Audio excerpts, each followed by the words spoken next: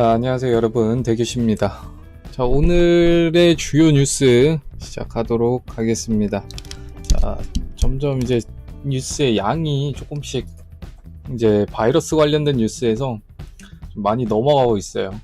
다른 이제 오일이라든가 아니면 기타 이제 회사 사업에 관련된 그런 뉴스들로 많이 넘어가고 있습니다.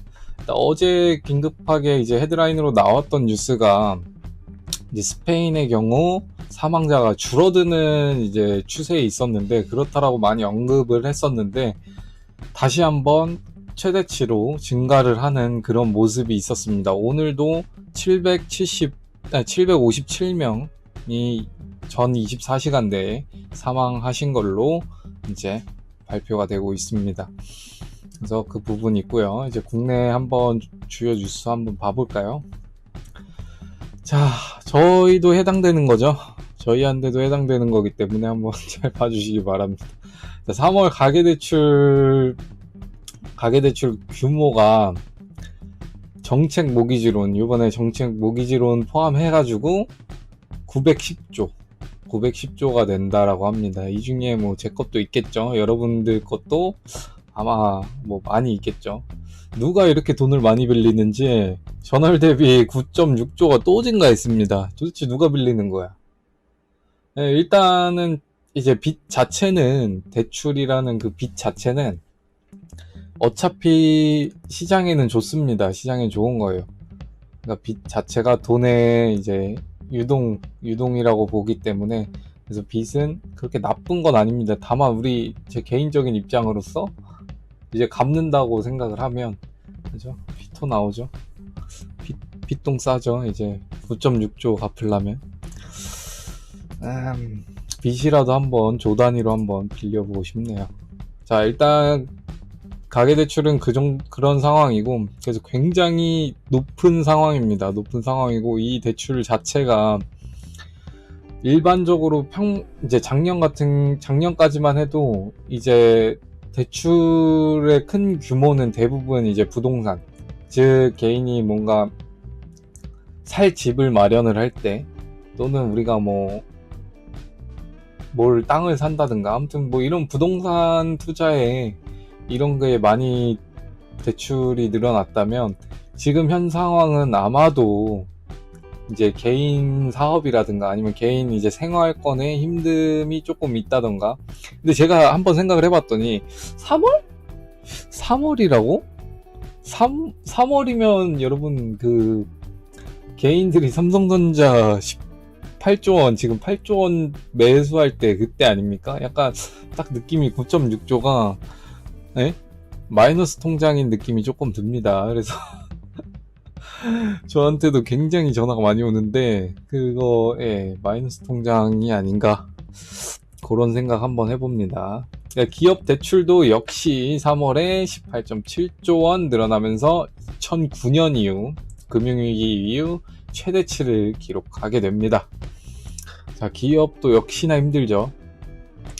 그래서 일단 전에도 한번 말씀드렸다시피, 일단 지금 한국은행이 하고 있는 건 양적 완화라고 하기에는 조금 힘들고, 여신에 가까운 말 그대로 대출, 그러니까 국채를 직접 이제 사는 행위가 아니라 단기적으로 91일의 기간 동안 이 금융권, 은행들이 가지고 있는 국채나 이런 정부채, 이런 것들을 담보로 단기 대출을 해주는 거라고 말씀을 드렸잖아요. 그래서 이제 양적 완화를 하고 있는 건 아닌데, 이제 그거에 대해서 필요하다라고 얘기하는 사람들이 꽤 많아요, 실제로. 그래서 이게 진짜 양적 완화가 필요하지 않나, 뭐 이렇게 얘기하는 부분이 많은데, 목소리가 많은데, 아직은 실시할 단계는 아니라고 본다라고 합니다. 그래서 이번 주에 이제 금리가 변동이 될지 안 될지에 가지고도 막 이런저런 얘기가 많습니다. 어디는 뭐 변동이 안 된다, 어디는 이제 스프레드가 없기 때문에 변동을 한다, 금리 인하를 한다, 뭐 이런 얘기들이 많습니다.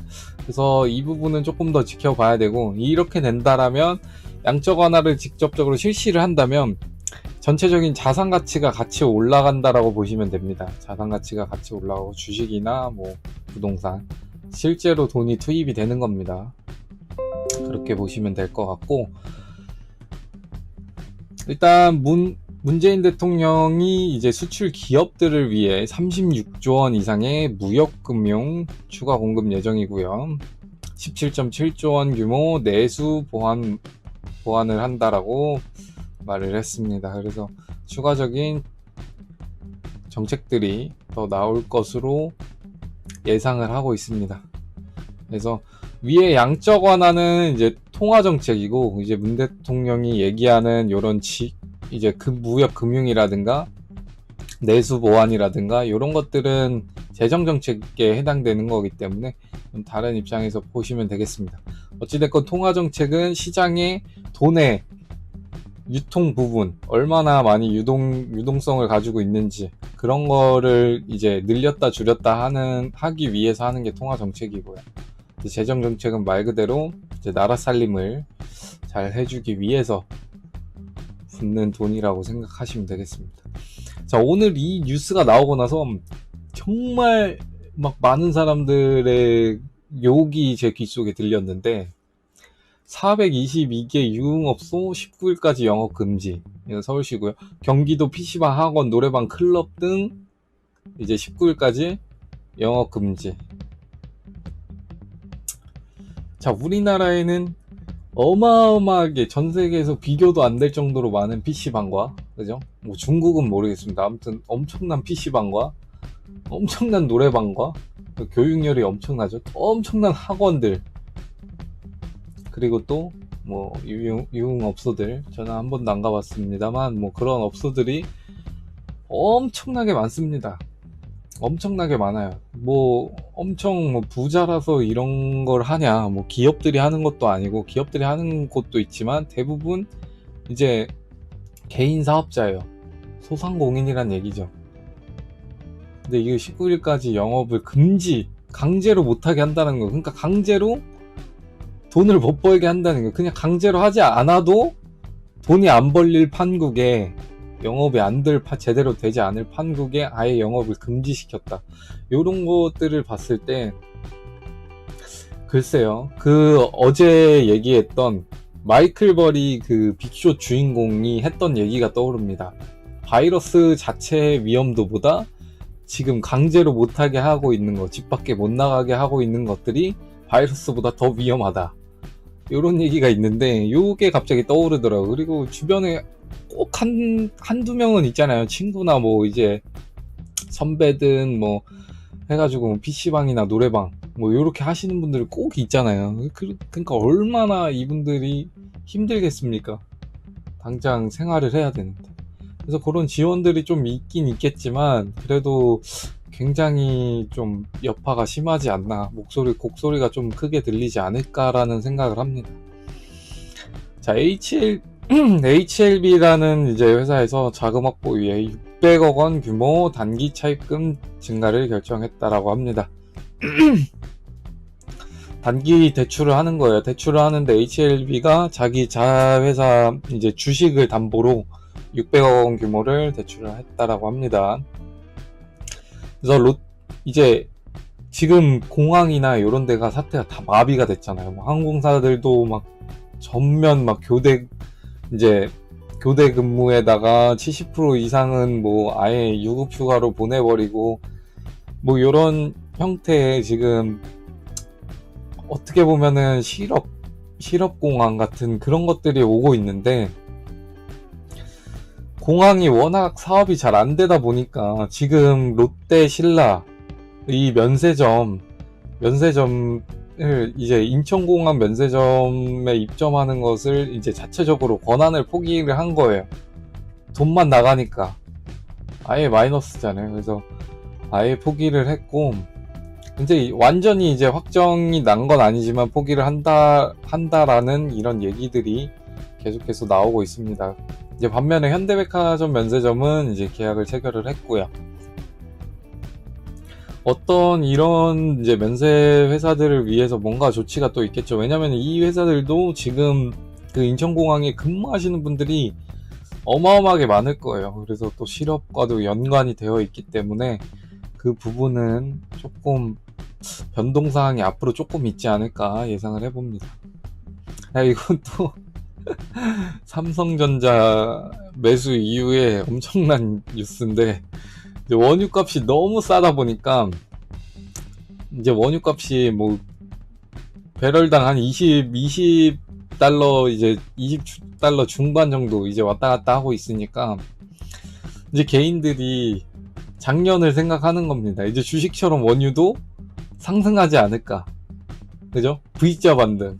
뭐 코스피든 나스닥이든 조금 많이 반등을 했잖아요. 거의 50% 이상이 반등을 했는데 원유는 아직까지도 바닥에 있습니다. 그래서 그런 생각으로 이제 이거를 매수를 한 것 같습니다. 그래서 개인들 원유 ETF 그리고 ETN 상품으로, 직접 원유를 산 건 아니고 선물 이런 상품이나 아니면 펀드 상품으로 통해서 총 매수한 금액이 1조 400억 그 이상을 매수를 했습니다. 그래서 제가 한 말씀 드리고 싶은 거는, 제가 이제 직접 이제 선물 시장에서 이제 투자를 하고 있는 입장에서 말씀을 드리면, 어느 정도 점점 이제 상승 가능성은 있습니다. 하지만 이제 워낙 ETN 같은 경우 선물 시장 때문에 이제 변동성이 굉장히 심하고,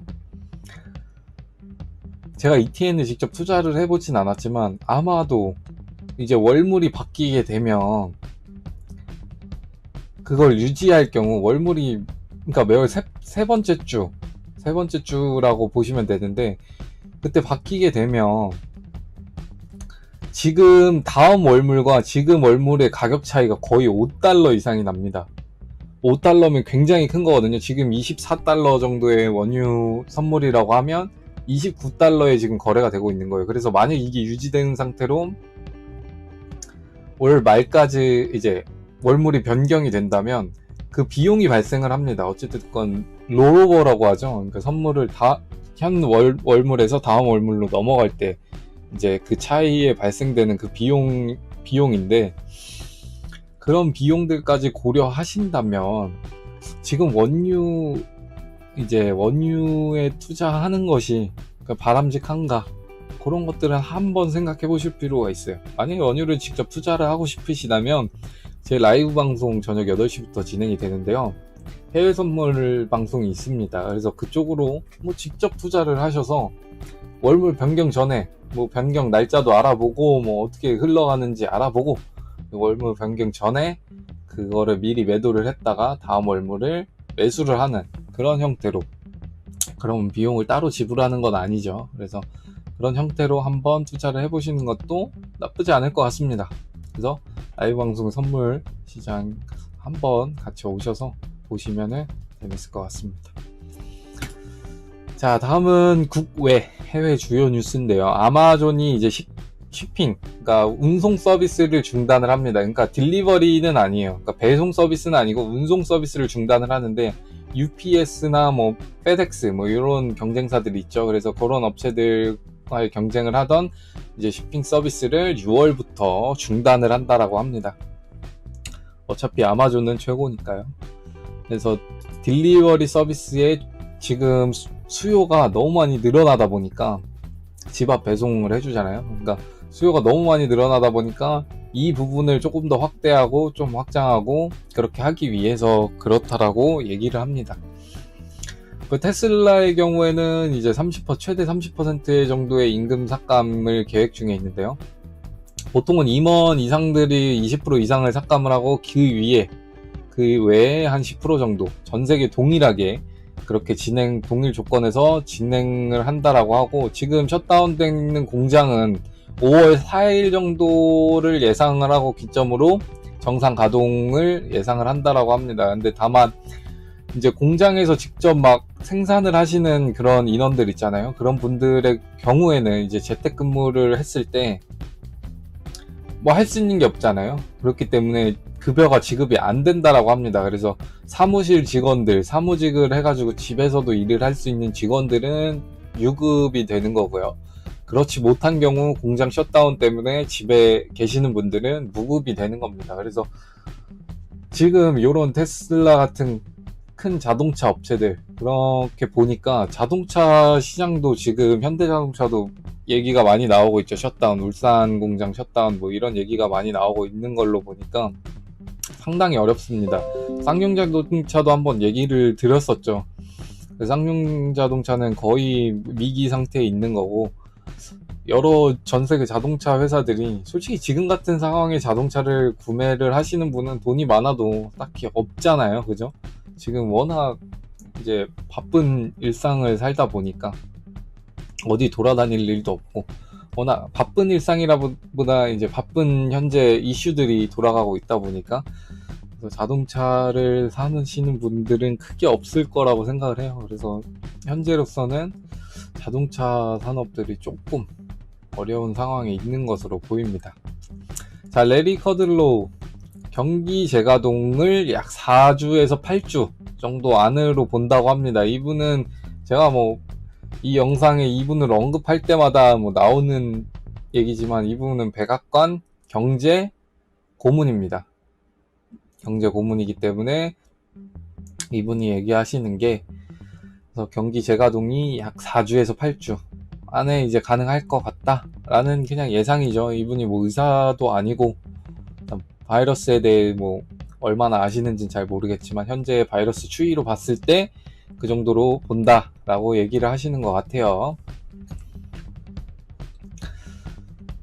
자, 오늘 또 이제 얘기가 많이 이제 뉴스로 도배가 되는 게, 유럽 재무장관들 바이러스 대응 관련 지원안 합의가 안 됐다라고 합니다. 실패했다라고 하는데, 이게 뭐냐면은, 그러니까 그 부채를 각 나라에서, 유럽은 연합이잖아요. 연합이다 보니까 각 나라에서 이제 부채가 생기게 되는데, 그 부채를 이제 공동적으로 부담을 하자라는 이런 얘기들이 많은 거예요. 그래서 공동 부담 채권이 되는 거죠. 그래서 그런 것들에 대한 얘기가 많기 때문에 쉽게 이게 합의가 되지 않는 것으로 보입니다. 어제 같은 경우에는 이제 유럽은행에서, 유럽중앙은행에서 그 그리스 국채를 이제 담보물로 해준다라고 얘기를 했기 때문에, 그 부분으로 봤을 때는 어느 정도 이제 점점 이제 합의안에 올라온다라고 생각합니다. 그래서 조만간 유럽의 좋은 소식 한번 기다려 보도록 하겠습니다. 자, 이탈리아는 9월 전까지는 휴교령 풀지 않을 듯 이란 얘기가 나오는데, 뭐 이거는 솔직히 9월까지 갈까요? 9월까지 갔는데 만약에 바이러스에 대한 백신이나 뭐 그러니까 치료제죠. 치료제가 이제 나오지 않는다면 사실상 9월부터 다시 셧다운이 들어가야 될 수도 있습니다. 그렇잖아요. 다시 한번 유행할 수도 있는 시즌이 오기 때문에, 그걸 조금 고려한다면 일단 9월까지는 조금 멀다라고 만약에 9월까지 휴교령은 풀지 않고, 휴교령은 풀지 않는다는 게 뭐 모든 공장들이나 뭐 산업들을 중지시킨다는 얘기는 아니니까. 그래서 아이들을 위한 뭐 그런 대처인지, 아무튼 우리나라에서 저렇게 하면 아주 그냥 난리 나죠. 난리 나. 어떻게 해서든 온라인 지금 개강까지 막 하는 마당에 학원도 못 가지. 우리나라 어머니들 난리 나죠. 장난 아닙니다. 무서워요. 그렇게까지 뭐 죽어라 할 필요가 있나? 이거는 욕먹을 얘기지만 좀 그렇게 생각합니다. 조금 자기 자유와 자기만의 뭔가 그런 게 있잖아요. 꿈이나 뭐 이런 걸 살려주는 게 조금 낫지 않나, 그런 생각입니다. 자, 프랑스 경제 1분기는 6%대 역성장 중입니다. 그래서 역성장 추정이라고 얘기를 하는데, 이게 어느 정도냐면 세계 2차 대전 이후 최대 슈링크입니다. 그러니까 떨어짐이죠. 감소된 역성장인데, 6%대나 역성장 큽니다. 진짜 6%면 큰데 2분기에는 거의 10%대를 생각을 하고 있다라고 하니까, 지금 유럽 경제에 지금 이 바이러스가 미치는 영향의 크기를 어느 정도 실감할 수가 있을 것 같습니다. 자, 독일 같은 경우에는 올해